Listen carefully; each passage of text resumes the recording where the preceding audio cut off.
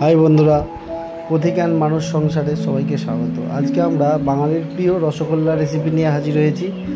আর এই রসগোল্লা বানাতে গেলে আমাদের লাগবে গরুর দুধ। আমি নিয়েছি 500 ml গরুর দুধ, এবং এই গরুর দুধটিকে আমরা একটি প্যানের মধ্যে দিয়ে গ্যাস ধরিয়ে নিয়েছি এবং গরম করার জন্য দিয়ে দিয়েছি। এবং এই দুধটিকে গরম হয়ে গেলে আমি ছানা কাটানোর পাউডার নিয়ে নিয়েছি, এবং ছানাটিকে তৈরি করার জন্য আমরা এই দুধের মধ্যে ওই পাউডারটিকে দিয়ে দিয়েছি এবং আস্তে আস্তে নাড়াতে থাকছি।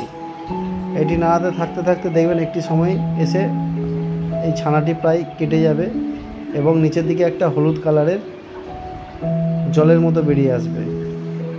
ছানা কাটানো হয়ে গেলে আমরা একটি সাদা কাপড় নিয়ে নিয়েছি এবং সেই কাপড়টির মধ্যে এই ছানাটিকে আমরা ছেঁকে নিচ্ছি, এবং এই ছানাটি ছেঁকে নিয়ে আমরা এটিকে একটা সাইডে রেখে দেবো। আর অপরদিকে আমরা এই রসগোল্লা বানানোর জন্য যে শিরাটি লাগবে সেটি তৈরি করে নেব। এর জন্য নিয়েছি আমরা 1 বাটির মতো চিনি, প্রায় 200 গ্রাম হবে, এবং 1.5 থেকে 2 বাটির মতো জল। এই জলটিকে আমরা গরম করে নেব, এবং একটু ফুটে গেলেই এটিকে আমরা নামিয়ে নেব একটি আলাদা পাত্রের মধ্যে। আর এই শিরাটিকে আমরা খুব আঠালো তৈরি করব না। আর অপরদিকে আমরা কিছুটা চিনি এবং 3-4টে এলাচের গুঁড়ো নিয়ে মিক্সির মধ্যে বেটে নিয়েছি। দেখুন, আমরা আধ ঘন্টা থেকে 40 মিনিট এই ছানাটিকে ঝুলিয়ে রেখেছিলাম, এবং জল ঝরে যাওয়ার পরে ছানাটি কত সুন্দর হয়ে গেছে। এবং এটিকে আমাদেরকে কোনো যাতে গুঁড়ো না থাকে, যে দানা দানা ভাবটি থাকে, ওই দানা দানা ভাবটিকে আমাদেরকে মোলায়েম করে নিতে হবে। এই জন্য আস্তে আস্তে হাতের তালু দিয়ে এটিকে নরম করে নিতে হবে এবং মিহিভাবে তৈরি করতে হবে এই ডোটিকে। দেখুন, আস্তে আস্তে এইভাবে করতে প্রায় অনেকটাই সময় লাগবে, 5 থেকে 7 মিনিটের মতো সময় লাগবে, এবং এইভাবে করতে থাকলেই নরম হবে। এইভাবে নরম না করলে রসগোল্লাটি ফেটে যাবে। এরপরে আমরা ওই চিনি আর এলাচের গুঁড়ো নিয়ে নিয়েছিলাম সেটি এর মধ্যে দিয়ে দিয়েছি, এবং 1/2 চামচের থেকেও কম আমরা নিয়ে নিয়েছি অ্যারারুট, এবং 1/2 চামচের থেকেও কম আমরা দিয়ে দেবো এর মধ্যে ময়দা, এবং সমগ্র উপকরণটি একসাথে মিশাতে হবে। আর আমি ভুলে গিয়েছিলাম, এর মধ্যে কিছুটা আমুলের যে গুঁড়ো দুধ আছে সেই দুধ দিয়ে দেবো। দিলে ফ্লেভারটা খুব সুন্দর লাগে, খেতেও খুব ভালো লাগে। এবং এগুলিকে একসাথে নিয়ে আমি মাখাতে থাকবো।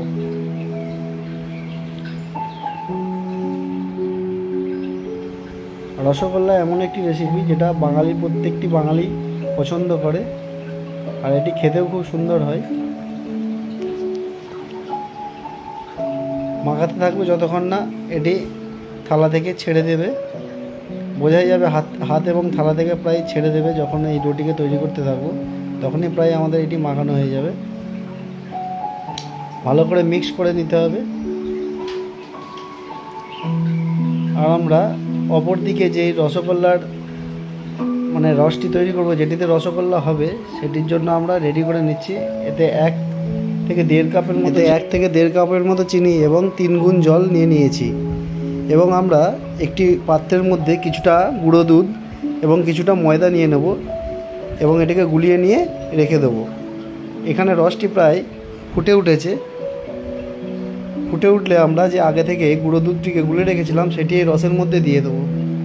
এটি দিয়ে দিলে যে চিনিগুলির মধ্যে যে নোংরা যে ভাবটা থাকে, যে নোংরা জিনিস থাকে, সেগুলি পুরো উপরে উঠে আসবে এবং একটি গাদের মতো তৈরি হবে। আর এই গাদটিকে আস্তে আস্তে ছেঁকে নিতে হবে এবং স্বচ্ছ একটি রস তৈরি করে নিতে হবে।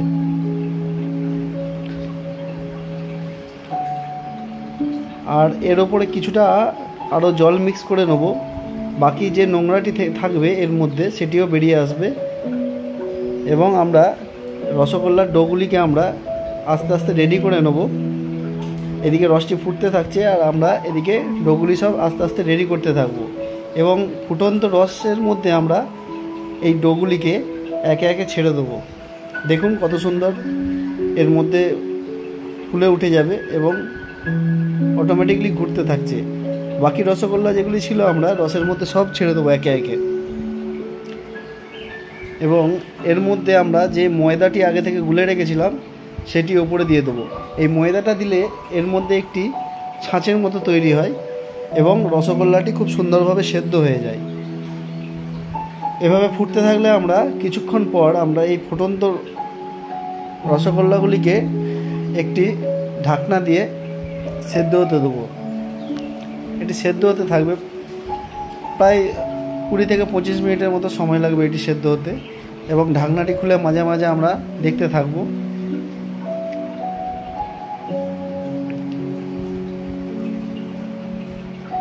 দেখুন, আমরা একটি ছোট্ট প্রচেষ্টা করার চেষ্টা করেছি, কারণ রসগোল্লা একটি এমন রেসিপি, এটা খুব কষ্টসাধ্য। আমাদের এই রেসিপি ভালো লাগলে আপনারা সবাই লাইক, শেয়ার, সাবস্ক্রাইব করে দেবেন আমাদের চ্যানেলটিকে। আর এই রকম ভিডিও আমরা আরও দিতে থাকবো যদি আপনাদের সহযোগিতা পাই। দেখুন রসগোল্লাগুলি কত সুন্দর ফুলে উঠেছে। এই রসগোল্লা কিভাবে হচ্ছে সেটা দেখার জন্য একটি প্রক্রিয়া আছে। একটি কাপের মধ্যে জল নিয়ে নিতে হবে এবং জলের মধ্যে যদি রসগোল্লা দেওয়া হয়, যদি ভেসে ওঠে তাহলে জানবেন রসগোল্লা হয়নি। ভেসে উঠেছিল, রসগোল্লাটা হতে এখনও কিছুটা বাকি আছে। আরও কিছুক্ষণ এটিকে সেদ্ধ করে নেব। এবং দেখুন, এটি এখন কাপের মধ্যে দিয়ে দিচ্ছি। দেখুন ভেসে উঠছে না, এটি ডুবে গেছে। তার মানে আমাদের রসগোল্লা প্রায় তৈরি হয়ে গেছে। এবং এরপরে আমরা গ্যাসটিকে বন্ধ করে নেব এবং যে আগে থেকেই আমরা শিরাটি তৈরি করে নিয়েছিলাম, সেই শিরাটির মধ্যে আমরা এই রসগোল্লাগুলিকে ট্রান্সফার করে দেবো। 5-6 ঘন্টা এই রসগোল্লাগুলোকে ওই শিরার মধ্যে রেখে দিয়েছিলাম। দেখুন কত সুন্দর ফুলে উঠেছে এবং রস পুরো টেনে নিয়েছে এবং রসগোল্লাগুলি ভেসে উঠেছে। আপনারা এই ধরনের রেসিপি বাড়িতে বানাতে পারেন খুব সহজ পদ্ধতিতে। আমাদের এই ভিডিওটি ভালো লাগলে লাইক, শেয়ার, সাবস্ক্রাইব করবেন এবং আমাদের সাথে থাকবেন। ধন্যবাদ।